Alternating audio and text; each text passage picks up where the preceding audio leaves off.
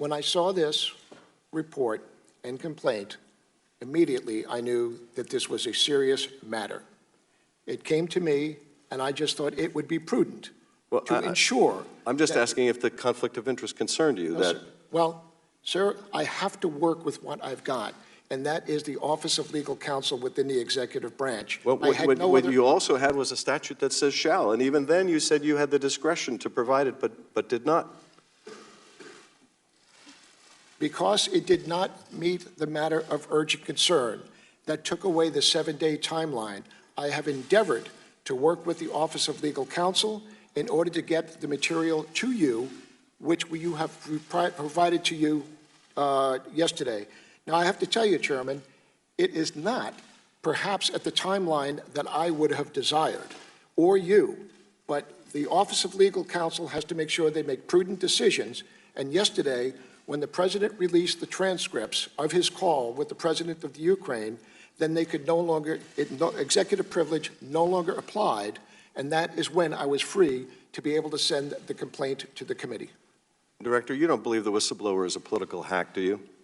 I don't know who the whistleblower is, Mr. Chairman. To be honest with you, I've done my utmost to make sure that I protect his anonymity. That doesn't sound like much of a defense of the whistleblower here, someone you found did everything right. You don't believe the whistleblower is a political hack, do you, Director? I believe that, as I said before, Mr. Chairman, I believe the whistleblower is operating in good faith. Well, then they couldn't be. The law. They couldn't be in good faith if they were acting as a political hack, could they? Mr. Chairman, my job is to support and lead the entire intelligence community. That individual works for me. Therefore, it is my job to make sure that I support and defend that person. You don't have any reason to accuse them of disloyalty to our country or suggest they're beholden to some other country, do you? Sir, absolutely not. I believe that the whistleblower followed the steps every step of the way. However, the statute was one in this situation involving the President of the United States, who is not in the intelligence community, or matters underneath my supervision, did not meet the criteria for urgent concern. Well, I'm just asking about the whistleblower right now. I think the whistleblower did the right thing.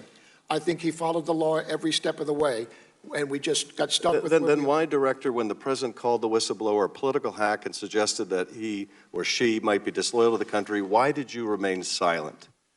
I did not remain silent, Mr. Chairman. I issued a statement to my workforce telling and committing my commitment to the whistleblower protection and ensuring that I would provide protection to anybody within the intelligence community who comes forward.